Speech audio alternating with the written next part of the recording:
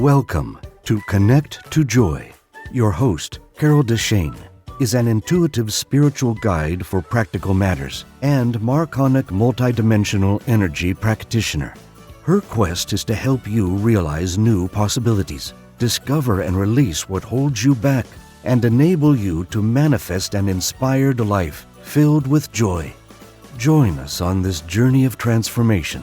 Now, here's your host, Carol DeChaine. Hello, beautiful spirits. Welcome to the show. I'm Carol DeChaine, and my passion in life is to help you find your joy, to release what holds you back, and assist you to quantum leap your journey of self-discovery. I'm an intuitive, certified in life and business coaching, and a Marconic multidimensional energy practitioner and teacher. So if you're ready to start creating that life you've only dreamed of, that you deserve, let's have some fun. And let's get started right now. Today's show is going to be all about asking the question, who am I anyway? Or be the star of your life. So if you wrote a book or a movie about yourself, what genre would it be? Would it be a drama, a comedy? I hope not a tragedy. Would it be a horror movie? Hope not. A thriller? A mystery? There are so many different parts of our lives. What would it be? A romantic comedy? Where would you have it be? What location? And who are you? Do you think of yourself as the star of your life? Are you number one and the one that it's all about? It is your life, after all. Or are you the comic relief, the second fiddle? Or maybe you're an extra and you don't really count at all in your life because everyone else seems to be more important than you. I hope that's not the case. When I've been in theater, I've done a lot of different parts. I've done Ado Annie, who is kind of goofy and thinks all about men and how, she's rounded up a little and so now all the men pay attention to her. And yeah, I've been that person. When I played her, part of her was me. When I played Miss Hannigan and Annie, well, I wasn't the part of the wanted to hit the little girls, but yelling at somebody kind of felt good. Not caring what I said to people. It was nice because it's not who I am in real life. I knew I had that part of me in me, but I don't let it out because I have that filter. And of course, when I played Sheila a couple of times in chorus line, and I was told you're perfect for the role, and she is the, pardon the expression, bitch of the group. Yeah, I wasn't sure whether it was good that I was a good actress or if it was a really bad thing to say to me. So I know from all these different shows I've done that I am a bit of each one of my characters. I am much more when I say, who am I? Than what I think. Because I look at the nice characters, I look at the nasty characters, and I realize, there's a little bit of all of this in me. And so I think probably there's a little bit of all these things in everybody. But which ones do you identify with? I'm going to ask you to look on the outside of your life. Who are you out there? What do you show to the world? Do you show your nice side? Do you show your not so nice side? Are you always complaining and whining? Are you have a lot of bravado, like you're the best thing ever? And what do you like on the inside? Are you insecure? Or do you have a lot of peace? And when people take you wrong, you don't even get it because you don't know why they don't see who you truly are. How big of a difference is there between the inside and the outside? And be honest. Dig deep with yourself because I want you to be able to see who you are today and see if you're happy with who you are or if you want more. Do you want to be more than what you are? You already are enough, but you may not seem like it. It may not seem like it to you because you have all these fears and things kind of piled on top of who you truly are, your true self. And today, when we look at what holds us back, I'm going to delve into expectations. Expectations are a really big thing we grow up with. The definition of expectation includes both the words fear and hope. It's very tentative. We aren't sure what to expect, so sometimes we fear it, and sometimes we hope, and sometimes it's a little of both. Where do they come from? Well, maybe your parents expect you to be a good student. They expect you to be like the rest of the family and be perhaps attorneys or be firemen or in the protect and serve department of the police or maybe they expect you to go into the company business. Maybe you don't want to go into the company business. Maybe you are exactly the opposite feeling and it's not for you at all. If that's the case, do you rebel? Do you become, if your family are lawyers, maybe you become an artist. You become an actor. You become something that is the opposite and you feel like the black sheep. But you've made a decision and you stick to it. And maybe your life is amazing and you go on to be and do exactly what you want because you didn't settle for those expectations. This also are expectations when there's so many different people coming out of poor areas where the only kind of expectations they had, especially of young men, were to go to prison, to die, or to be in gangs. And there was no other out. And yet when they talk about how they got out, they rebelled. They made those decisions that those were not going to be choices for them. They're inspirational because they broke away and they became who they truly were.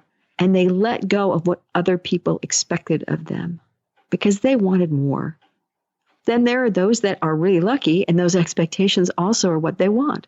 They would love to go into the company business. It feels right for them. It feels wonderful. And when that happens, that's perfect. It's exactly what you want.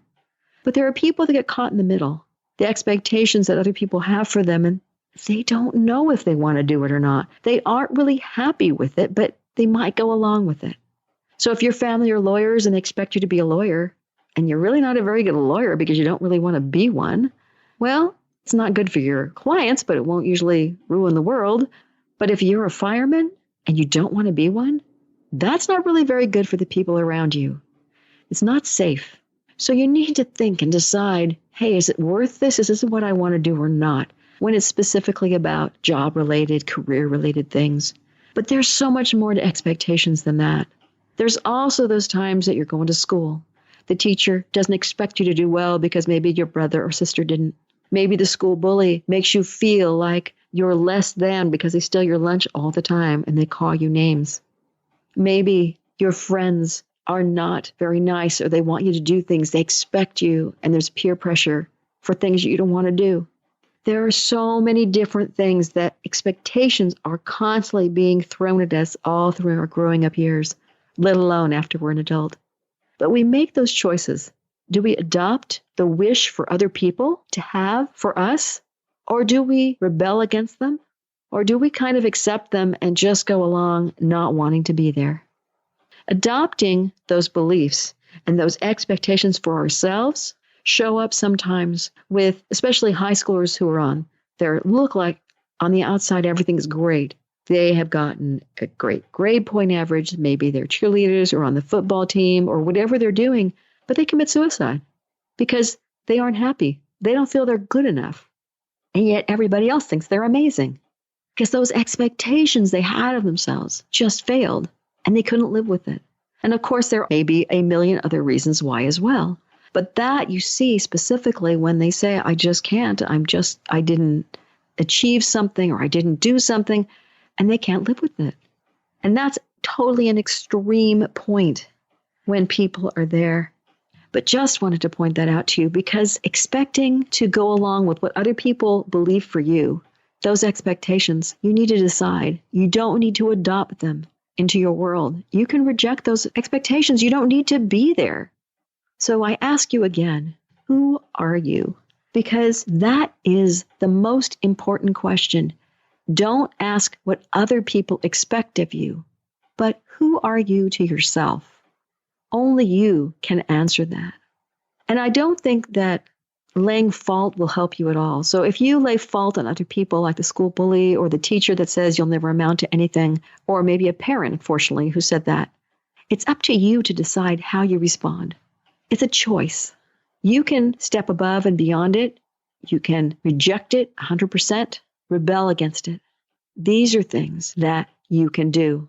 But in the meantime, I want you to be aware that in the next segment, we're going to be looking at a guided visualization. We're going to be working through one. And I'm going to help you take some steps in different areas of your life that are going to help you to release some of those things that aren't working for you. If you've never done a guided visualization before, it's really easy. You won't be able to wander off in your mind like a meditation where you're by yourself and there's just nice, pretty music.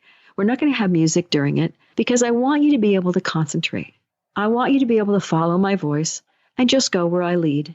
There'll be a time where your imagination will be able to step in So it will be more individual to you. But you won't need to be afraid that if you don't have something or you do have something, those expectations, that they aren't important. So let those expectations go. This is going to be a time for you to be able to step in and find your own path. But I will be there leading you. So you don't need to worry. You'll be safe. Go ahead and get either a paper and pencil or have a notepad or your phone ready where you can take some notes. Because when you come back and out of the guided visualization, if you need to take any notes, I want you to be able to do it before you lose what the thought is. You may find you release things and you have no memory of what you did. You remember kind of fuzzy what it was, but it feels like you let it go. If that happens, you don't need to remember it. Just know that it's possible that you can make a big shift or even a little shift through any kind of visualization as you go through things and allow them to be what they need to be. So I don't want you to be scared of it if you haven't done it before. Don't worry about if you don't like what you see in the guided visualization, because there are different, it's like dreams. They mean different things. So even if there's nothing that you see, that can mean something specific as well. And we'll talk about that after we're through with the visualization. But relax into it when you get there. And by all means, if you feel like you can't do it now because you're driving or you're exercising on a treadmill or something, that's okay. Listen to it and allow yourself to think while you're going through it, and then come back and you can always listen to this again and move to this guided visualization so that you can then sit down with your eyes closed, somewhere comfortable, somewhere safe, and you'll be able to move through it at your own speed and when you're ready. And don't put it off too long if you want to do it, because life gets in the way and we forget. Who am I anyway? It's a really good question to ask, because you're going to find that the answer is maybe a little bit different than what you expect, especially if you find there's a really big break-off between who you appear on the outside and who you are on the inside. I know that I always thought I was very calm and very easygoing, but sometimes people told me I wasn't. And I had no idea what that was about, because honestly, when they'd say, "Why are you so excited?" or "Why are you so upset?" I'd check in with my being and I'd go, "I'm fine. I have no idea what they're talking about." Sometimes we take on other people's energies. So you may find that that's also the case. When I became aware that I was doing that, and I went, "Oh, who around me is upset? I'm pulling that energy in and I didn't even know it." I did it for years. I mean, all my growing up years. People would say, "Why are you so excited?" My voice would get pitched higher, more excited, more energy. And I'd go, inside, I'm calm. I have no idea. So there are different reasons why we may find that that's the case. So by all means, don't be concerned when you go into the guided visualization, and just know that who you are can be who you need yourself to be. Now we're going to be working into that guided visualization to help you release who you feel you have to be in certain areas of your life. If you're ready, if you're sitting down, then feel like you're in a safe location. If not, you can always come and listen to this again later. So close your eyes and breathe and be ready to take a journey. I'm going to count you down so that you can feel like you're ready to be in the space that you need to be in. 5, feel everything around you falling away that you don't need in your life right now. You don't need to be aware of. You can pick it up again later if you need to. 4, starting to feel the peace moving through your being. No expectations one way or the other of what you see or what happens at the other end. 3, feeling the peace steal down through you, relaxing every part of your body. And knowing that the highest and best for you, that information will come to you to help you move through what you want to move through. 2, allowing every part of your being to relax, all the way to your toes, breathing easier and releasing anything left that might be concerning to you. Knowing if it's something you need to remember, you'll remember it when we're complete. And 1, taking another deep breath, relaxing, and allowing whatever you need to learn from your highest source to be what you will learn today. And as you take another breath, you see an elevator appear before you. It's an amazingly fun elevator, something different than you've ever seen before. And you see as you start walking towards it that the doors slide open automatically. And you look at it and it feels safe to you. It feels comfortable. It feels like a journey that will bring you where you want to be. So as you step into the elevator, you take a breath and you look around and you notice there are no buttons on this elevator. The door slides shut and it takes you where you need to go.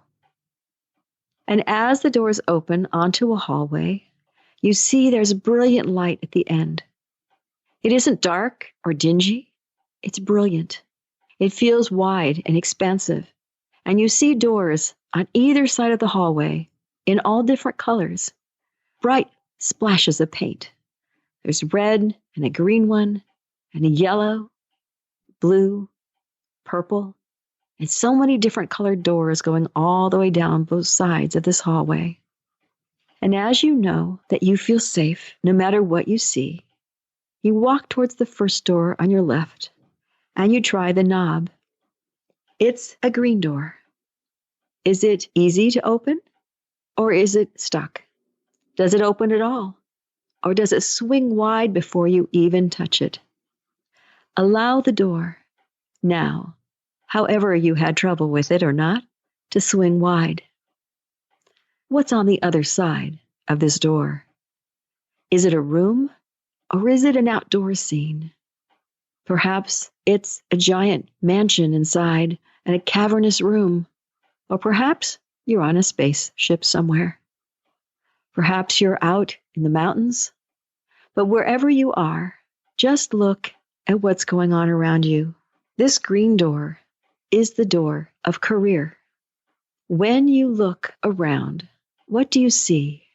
Where are you at? Take that first original moment of looking around. And was there anything that felt uncomfortable? When I told you where you were, did things shift? Did people show up? Did you feel differently? Look at what you like about this room or behind this door, what you're seeing. What feels good? What feels right to you? And then look at what doesn't feel right to you. Look at anything that feels wrong, that feels uncomfortable. Look at those things and be clear on what you're seeing if you can. And don't worry if you see nothing, if it's just a white light or it's pitch black. Allow it to be whatever your highest self wants you to see about your career.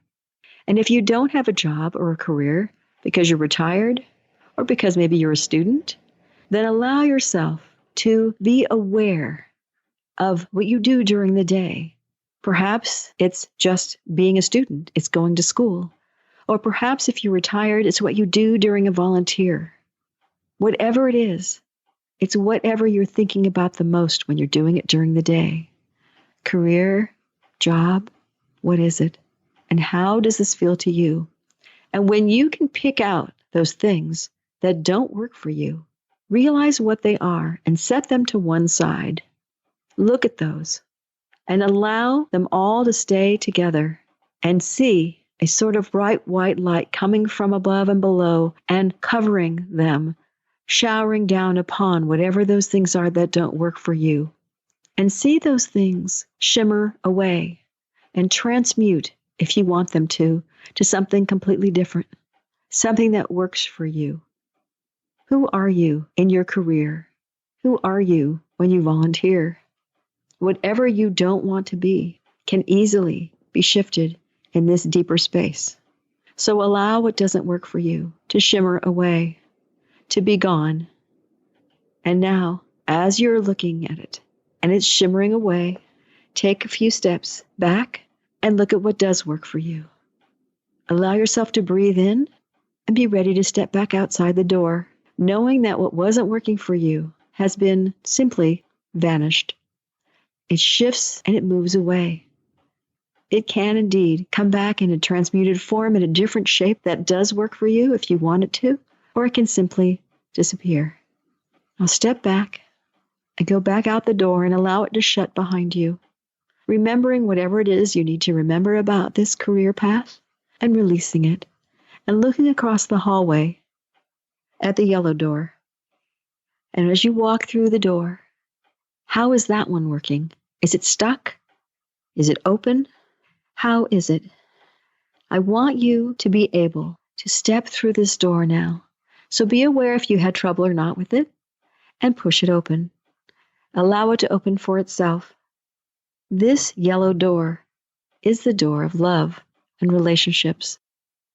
Allow that door now to open if it wouldn't before, and walk inside. What do you see? Is it blank or white or black? Is it filled with people? Is it filled with things that make you uncomfortable? Perhaps you feel nothing. Or do you feel beauty and joy when you're in there? What is it in this place that feels uncomfortable? Look around. Take it in. And when you pull away, your attention will go to the things that don't work, that you no longer need.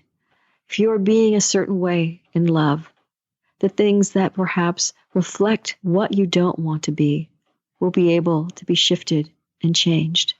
And the things that work for you will be filled much more joy with.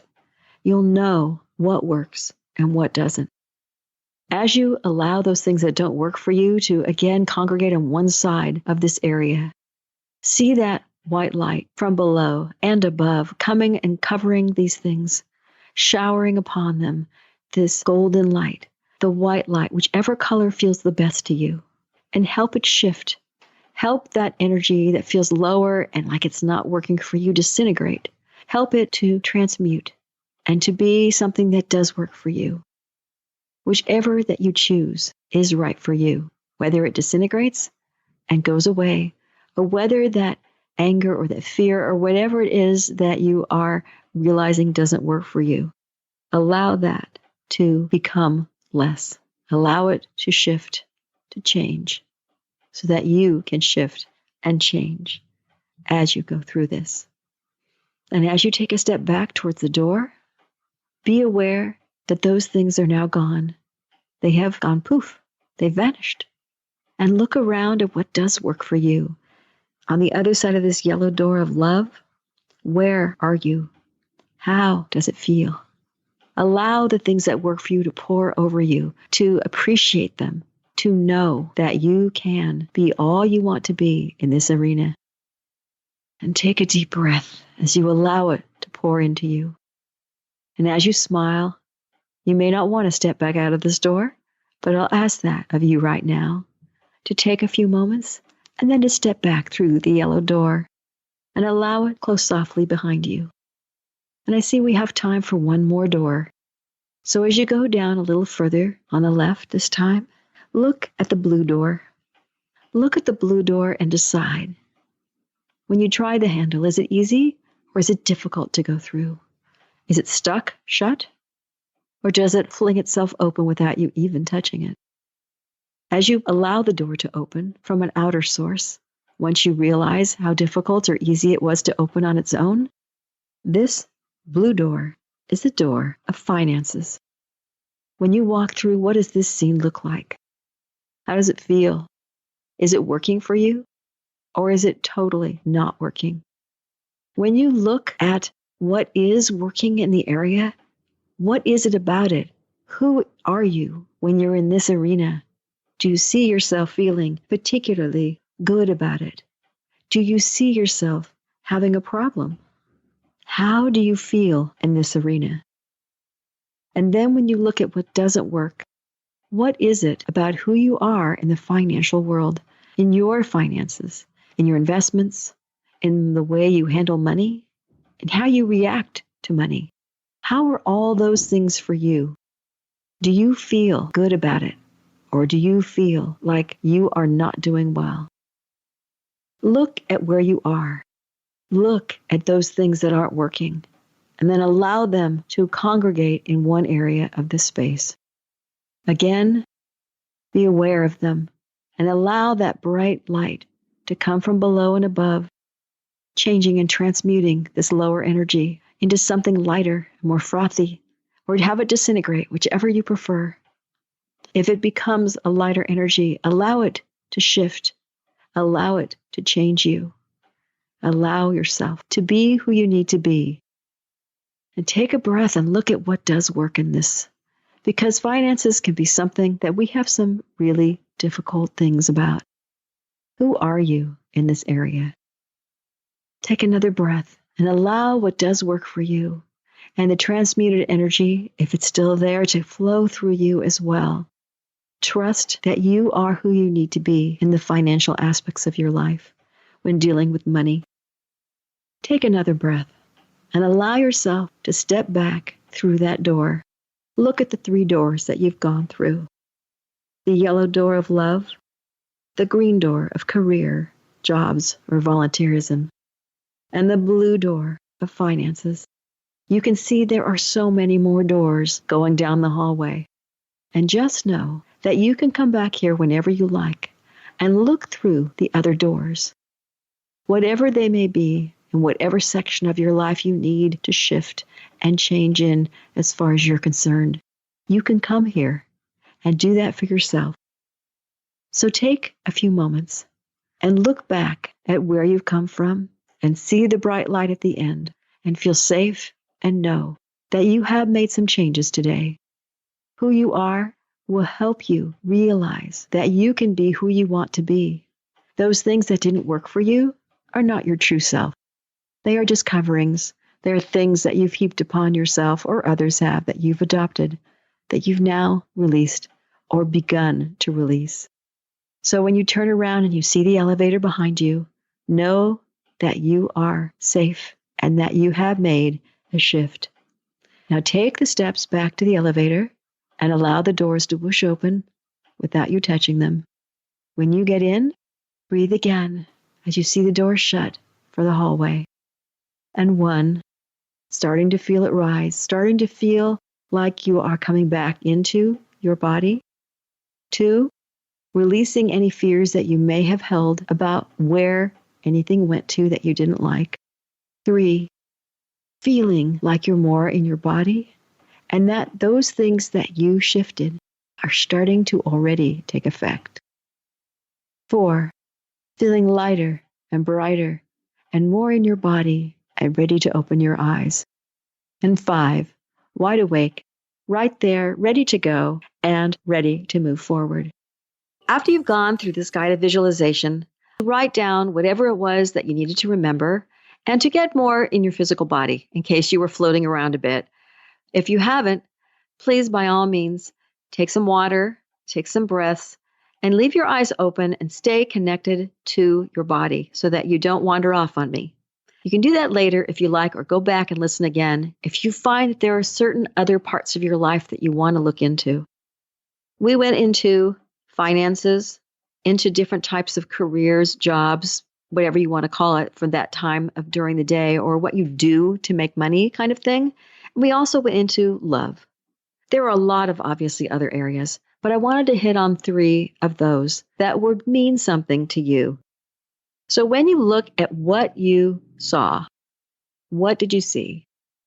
Was there, and I mentioned this when we were going through it, was it like blank and you were worried because you didn't see anything? Maybe you were upset because you didn't think your imagination was helping, or you were too tense. If you were too tense, you can always go back over this again and listen again. If you saw nothing, or it was a white light, that could mean something specific. If you saw nothing in the love area, maybe you have no love. You have no one to connect to. And perhaps it means you aren't stepping forward to do anything, to make it happen. Or maybe it means you're a blank slate and you're willing to do things, but you don't see where you're headed. You don't maybe have faith in where you're going. And if it's black, maybe you have so many fears, you can't do anything. And then there are things, maybe you see something really unusual and you don't know what it means. They're kind of like dreams that way.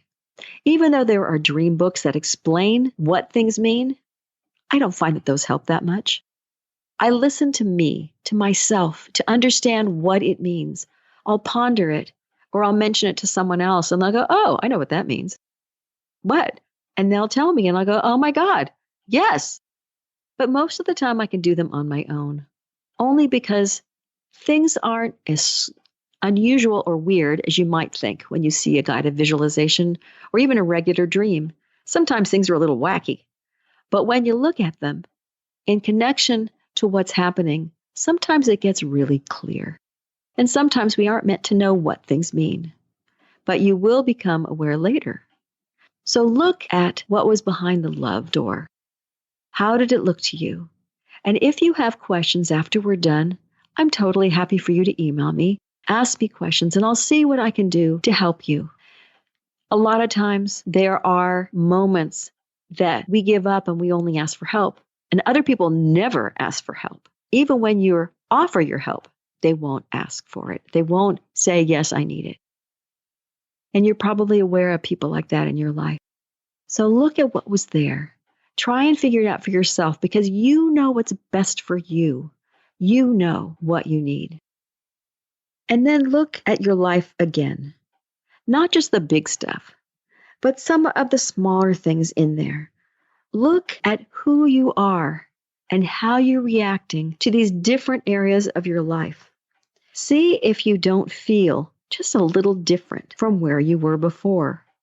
So if you look at love and you figure out where you were and who you were being in that instance, does it feel any different? Does it feel lighter? Does it feel more hopeful? Or are you more aware of the stuff that's in your way and maybe you feel worse at the moment? It's all possible and it's all okay. It's just your journey, and everyone's journey is different. Please don't judge yourself on anything. Just be aware, and being aware is enough to make those changes, to being willing to step forth. Look at yourself in that career or job or volunteer door when you went through there. What did you see there? Just look at it. Realize what was working and embrace those parts of your life, who you are that was working in that area. Are you a great worker? Do you work well and play well with others in your career? Do you have great ideas? Or do you hold yourself back and that's what you saw? Do you hold yourself back because you don't feel like you're good enough? Maybe you don't feel like you have enough education or enough experience, and so you hold yourself back. And who do you need to be to make these things work? Who do you want to be in your career? And were you able to release anything that didn't work for you and who you were being in that life?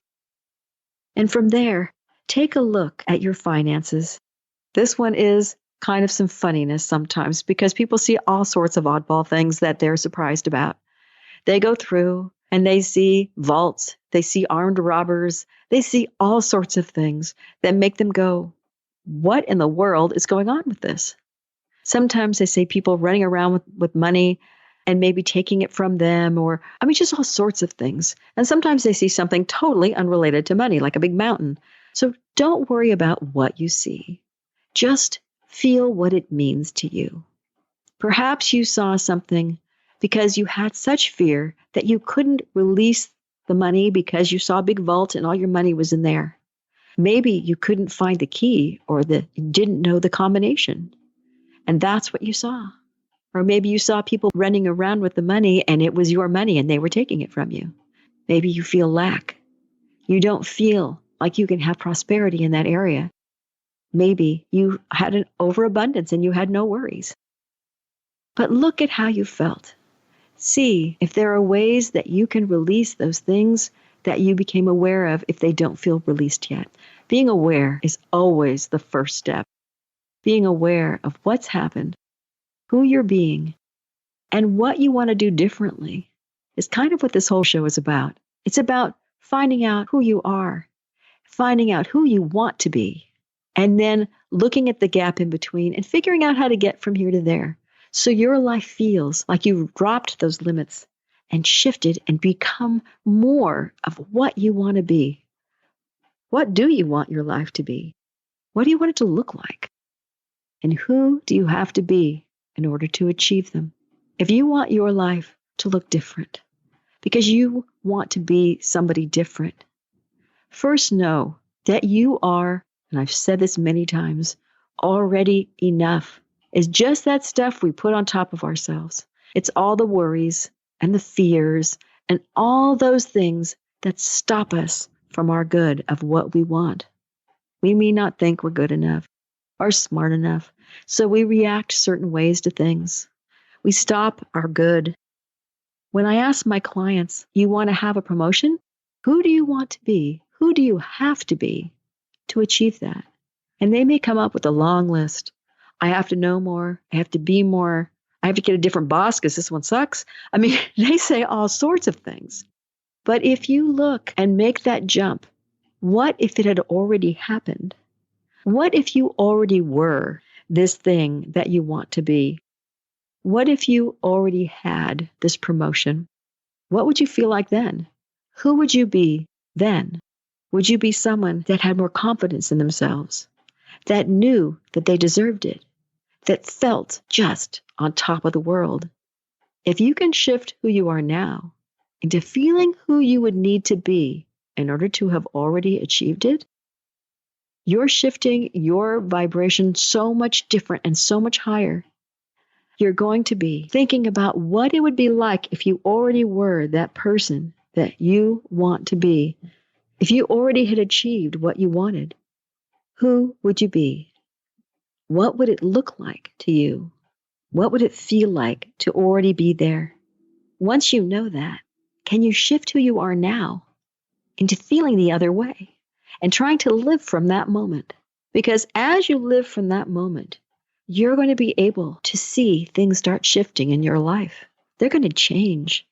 They're going to start growing more towards what you want if you can become that person that you want. Make sure that you dream big, that you stretch, that you try and figure out exactly what you want, how much you can be. I always hesitate to say homework, but for your play that you get to do this time, you have my total permission, and hopefully your own, to dream big. Find those things that you want in your life. Stretch them bigger and bigger and see if as shifting who you are doesn't help you to shift that as well, to help it make a few more possibles that seemed impossible, to make those dreams stretch bigger and bigger. And who you are and who you become as you see your life changing and growing and being more than what you think it can be right now. Remember that who you want to be, you already are. You simply need to kind of take that overcoat off of all those heavy things you've been carrying around so you can be that true you. You can be that person that you want to be. Thank you so much for joining me here today. If you love the show, make sure you rate, review, and share this podcast and subscribe so you never miss an episode.